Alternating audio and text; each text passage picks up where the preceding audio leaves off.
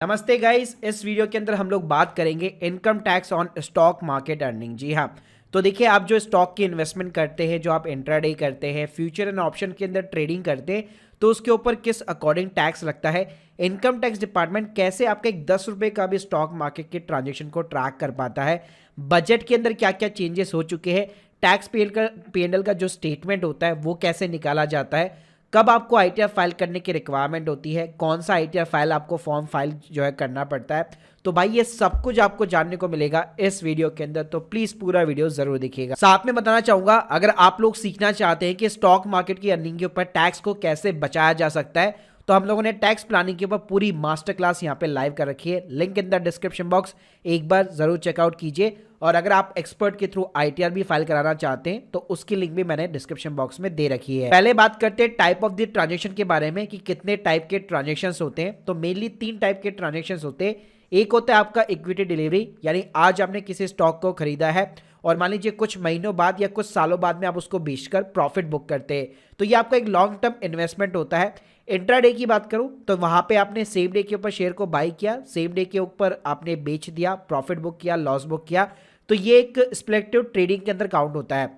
Third होता है आपका फ्यूचर एंड ऑप्शन, जिसके अंदर आप एफ&ओ ट्रेडिंग करते हैं। अब बात करूंगा कि इनकम टैक्स डिपार्टमेंट आपके इन सारे ट्रांजेक्शन को कैसे ट्रैक करता है अगर आपने 10 रुपए का भी शेयर खरीदा है या फिर बेचा है। तो भाई इसको चेक करने के लिए इनकम टैक्स की वेबसाइट के ऊपर जाकर आपको अपना अकाउंट क्रिएट करना पड़ेगा। यहाँ पे मिलेगा आपको सिंपली तरीके से एआईएस का बटन। तो इस एआईएस के बटन में आप यहाँ पे चेक कर सकते हैं sale of securities and units of mutual fund, जिसके अंदर आपको सीडीएसएल, एनएसडीएल, कैम्स और के फिनटेक, ये चारों कंपनियां जो कि म्यूचुअल फंड्स और यहां पे हमारे स्टॉक मार्केट के ट्रांजेक्शन को हैंडल करती है।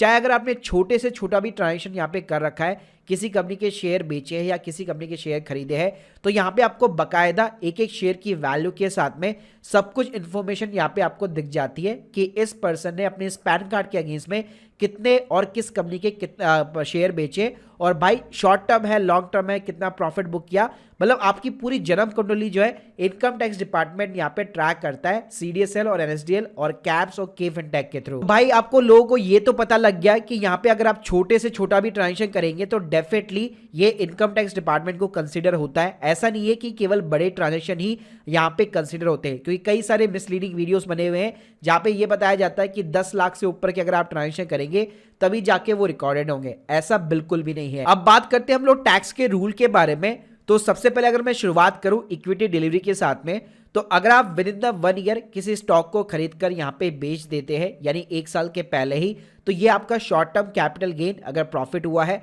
वहीं पे लॉस हुआ है तो शॉर्ट टर्म कैपिटल लॉस माना जाएगा। और इसके ऊपर जो टैक्स रेट लगता है वो 15% का स्पेशल टैक्स रेट लगता है 111A सेक्शन के अंदर।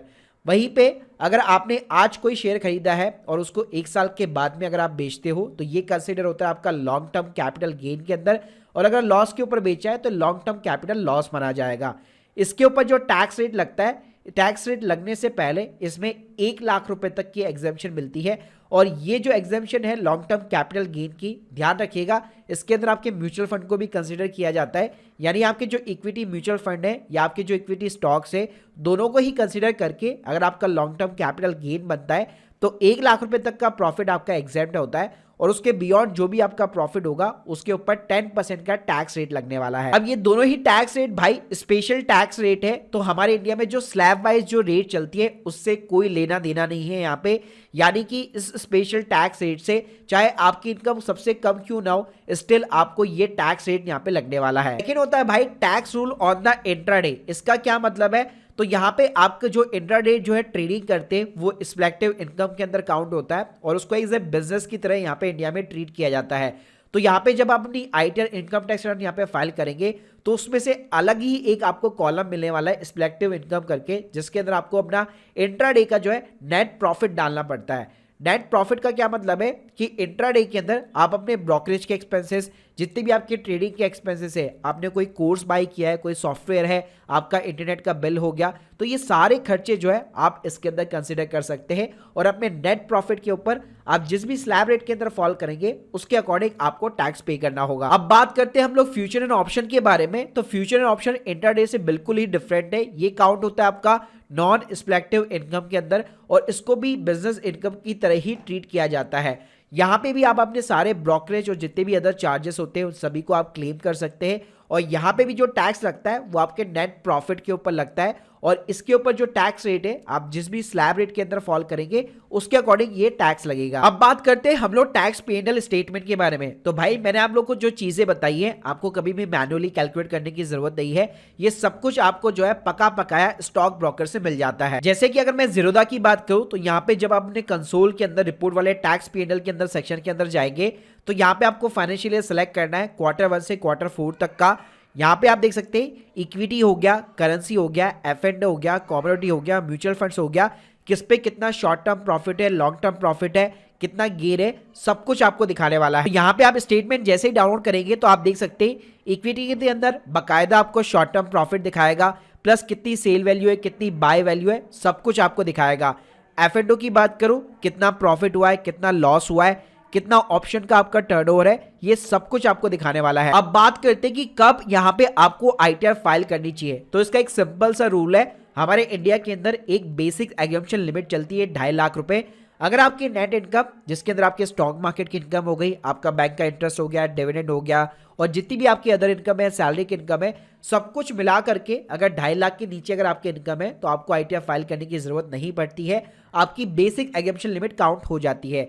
लेकिन मैं आपको रिकमेंड करूंगा अगर आप यहाँ पे चाहे प्रॉफिट में है चाहे स्टॉक मार्केट के अंदर लॉस में है तो स्टिल आपको ITR फाइल करनी चाहिए, क्योंकि लॉसेस का भी जो है ITR के अंदर आपको बेनिफिट मिलता है। भाई ये बेनिफिट कैसे मिलता है, चलिए इसको हम लोग कॉन्सेप्ट के थ्रू समझते हैं, जो कि होता है एक सेट ऑफ का तरीका। अगर यहाँ पे मैं इक्विटी के अंदर बात करूं तो इक्विटी का जो शॉर्ट टर्म कैपिटल लॉस है उसको आप ITR फाइल कर करके हर साल जो है 8 सालों तक कैरी फॉरवर्ड कर सकते हो, और फ्यूचर के जितने भी यहाँ पे आपके शॉर्ट टर्म जो कैपिटल प्रॉफिट्स होंगे और जो गेन्स होंगे उसको आप सेट ऑफ कर सकते हो। इवन आपके जो लॉन्ग टर्म कैपिटल गेन्स भी होंगे उसको भी आप सेट ऑफ कर सकते हो। यानी जो शॉर्ट टर्म कैपिटल लॉस है वो STCG गेन और LTCG गेन दोनों को यहाँ पे सेट ऑफ कर सकता है और 8 साल तक कैरी फॉरवर्ड हो सकता है। ऐसे ही मान लीजिए अगर आपको लॉन्ग टर्म के अंदर कैपिटल लॉस हो रखा है इक्विटी के अंदर तो उसको भी आप 8 साल तक कैरी फॉरवर्ड कर सकते हैं। लेकिन जो लॉन्ग टर्म का कैपिटल लॉस है वो फ्यूचर के केवल लॉन्ग टर्म कैपिटल गेन को ही यहाँ पे सेट ऑफ कर पाएगा। इसके अलावा जो आपका इंटरडे का लॉस होता है ये एक स्पेक्टिव लॉसेस होता है, और स्पेशली जो केवल जो है फ्यूचर के अंदर भी केवल इंट्राडे के जो प्रॉफिट होंगे उसी को ये सेट ऑफ कर पाएगा, और इसको कैरी फॉरवर्ड भी जो है आप केवल 4 सालों तक कर सकते हैं। F&O की बात करूं तो F&O का सेम फंडा है, 8 साल तक आप कैरी फॉरवर्ड कर सकते हैं, बिजनेस लॉस की तरह काउंट होता है, और भाई किसी भी इनकम को ये सेट ऑफ कर सकता है। इक्विटी शॉर्ट टर्म हो गया, लॉन्ग टर्म हो गया, आपका बैंक का इंटरेस्ट हो गया, सबको सेट ऑफ कर सकता है केवल सैलरी के अलावा। अब भाई बात करते हैं कि कौन सी ITR यहाँ पे आपको फाइल करनी पड़ती है, तो 2 फॉर्म्स होते हैं, ITR 2 होते हैं, ITR 3 होते हैं। अगर आपका सिर्फ और सिर्फ कैपिटल गेन है इक्विटी से और सैलरी की अदर इनकम है तो आपको ITR 2 फाइल करनी होती है। मैंने पूरे डेडिकेट वीडियोस ऑलरेडी बना रखे, आप YouTube पे जाके सर्च कर सकते हैं ITR 2 फाइलिंग माई ऑनलाइन से है। आपको हर साल के मेरे वीडियोस बहुत ही डिटेल एक्सप्लेनेशन के साथ मिल जाने वाले हैं।